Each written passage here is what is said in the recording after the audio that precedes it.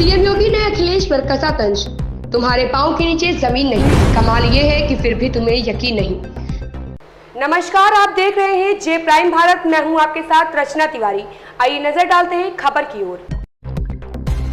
Monsoon सत्र में देश के अन्नदाता किसानों के विषय पर सदन में 3 दिवसीय चर्चा का आयोजन किया। कुल 33 सदस्यों ने बाढ़ और सूखा जैसे विषय पर सीएम योगी ने अपने विचार रखे। पिछले 1 घंटे से मैं नेता विरोधी दल के विचारों को सुन रहा था और 1 घंटे के भाषण में बाढ़ और सूखा से संबंधित मुद्दों पर उन्हें सिर्फ गोरखपुर का जल जमाव याद आया और बाकी कुछ भी नहीं। नेता विरोधी दल के वक्तव्य को देखकर यही लगा कि 2014, 2017, 2019 और 2022 का जो जनादेश है वो जनता ने ऐसे ही नहीं दिया। दुष्यंत कुमार ने इस पर बहुत अच्छी बात कही है कि तुम्हारे पांव के नीचे कोई जमीन नहीं और कमाल ये है कि फिर भी तुम्हें यकीन नहीं। तुलसीदास जी ने ये बात कही भी है कि समर्थ को नहीं कोई दोष गुसाई।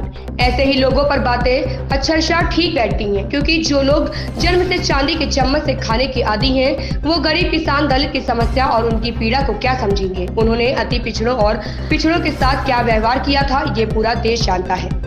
महान किसान नेता और भारत के पूर्व प्रधानमंत्री चौधरी चरण सिंह ने कहा था कि देश की प्रगति का मार्ग इस देश के गांव, गलियों, खेत और खलिहानों से होकर जाता है। चौधरी चरण सिंह की बातों को वास्तव में समाजवादी पार्टी ने अपने कालखंड में थोड़ा भी ध्यान में रखा होता तो उत्तर प्रदेश के इतिहास में सर्वाधिक किसानों ने उनके कालखंड में आत्महत्या नहीं की होती।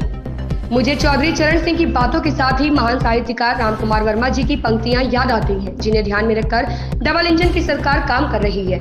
यह देश के अन्नदाता किसानों के लिए समर्पित पंक्तियां थीं कि हे ग्राम देवता नमस्कार, सोने चांदी से नहीं किंतु तुमने मिट्टी से किया प्यार। हे ग्राम देवता नमस्कार, सोना चांदी से प्यार करने वाले लोग अन्नदाता किसान के महत्व को नहीं समझेंगे, उसकी पीड़ा को भी नहीं समझ पाएंगे। अगर भारत की खेती की बात होती है तो नेता विरोधी दल उससे बाड़ी शब्द भी जुड़ता है। पशुपालन भी उसका पार्ट है और जिस सांड की आप बात कर रहे हैं ना, वो भी उसी का हिस्सा है। आपके समय में वो बूचड़ खाने के हवाले होता था, हमारे समय में यही पशु धन का पार्ट बना हुआ है।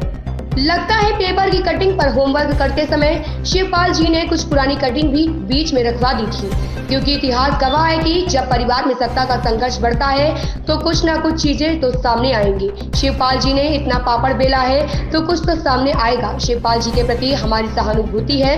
आपके साथ अन्याय हुआ है, आपके साथ ये लोग न्याय करेंगे भी नहीं। इस खबर में बस इतना ही। बने रहिए जे प्राइम भारत के साथ।